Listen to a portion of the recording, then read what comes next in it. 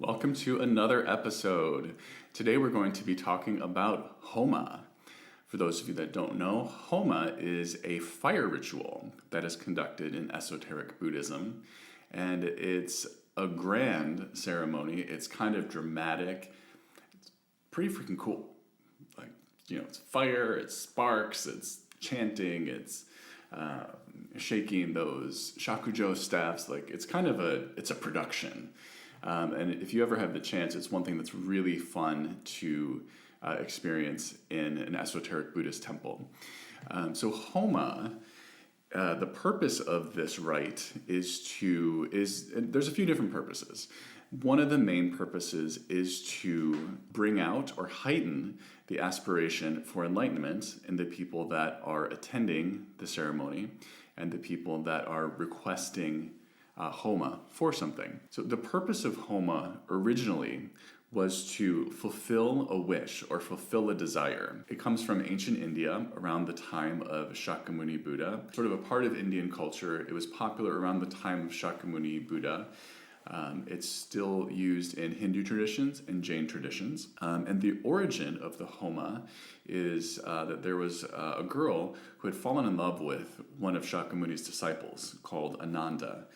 And she was very in love with him, but at that time the Buddhist disciples were monastics. They did not get married, they did not have those kind of relationships. And the girl's mother saw just how in love with Ananda she was. The girl couldn't get over it, and the mom said, well, I'm going to do something about this. So she had some cow droppings, and she put them on the wall, and then burned a fire. And she threw 108 lotus petals into the fire, and it was a way of asking the gods to fulfill this desire for her daughter. So that might seem kind of selfish or kind of petty, depending on your viewpoint. But when this rite it was a very powerful rite. I don't know the end of the story. I don't know if I kind of feel like she didn't end up getting with Ananda because, he was already a disciple of the Buddha. That's a done deal. I don't think he can really quit and get married. Anyway, throughout the years, this rite was embraced into esoteric Buddhism and handed down as part of the rites and rituals, and it took on a slightly different significance. So you can still make your request. You can write on a piece of paper and make an offering and write your request to Buddhas that they fulfill. And in Japan, a lot of times those requests would be things like business success, success in school, to do well to get good grades, safe birth of a child, those types of things.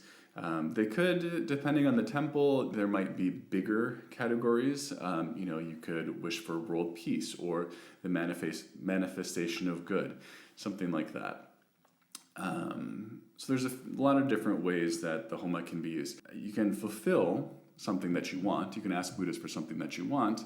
Another purpose of the Homa ritual, it manifests when the priest is doing these rituals and the chanting, they're manifesting this huge positive energy.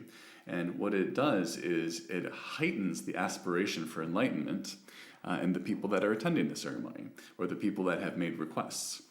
And part of the logic behind the request things is that if you ask Buddhists to do something and the priests pray for that to come true, it's going to develop your faith a little bit. You'll understand, Buddha beings are out there and, they're sort of related to us. We have this relationship. They're wishing for my happiness.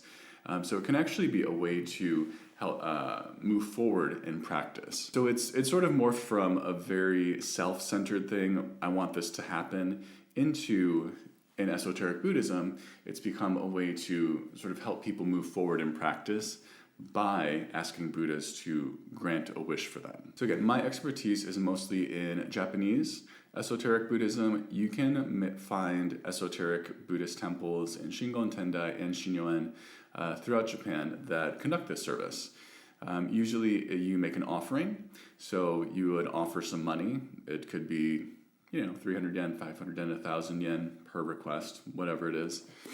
And so you're giving something precious to Buddhas, you're making that offering, and so hopefully they will give something precious to you, which is what you're asking for. Another interesting aspect of Homa is that it's a fire ritual, and there's also its complement, which is merit transfer, which we're going to talk about in the next episode. And that is a water ritual. So there's very much this idea of two contrasting elements, two things that seem to be different as one. So that's called non-duality, and fire and water are thought to be representing different aspects of the same thing, sort of of Tathagata, or the nature of the universe, et cetera, et cetera. And so in Shinyo-en in particular, those two rites have that sort of contrasting yet similar purpose. Actually, the Homa has a slightly different nuance. It can be thought of as burning away negative, and merit transfer can be thought of as adding something positive. So we'll go deeper into merit transfer in the next episode. But for now, I hope you've understood a bit about Homa and why you would want to request Homa. As always, tell me your thoughts. Tell me I'm wrong. Tell me something. We'll see you next time.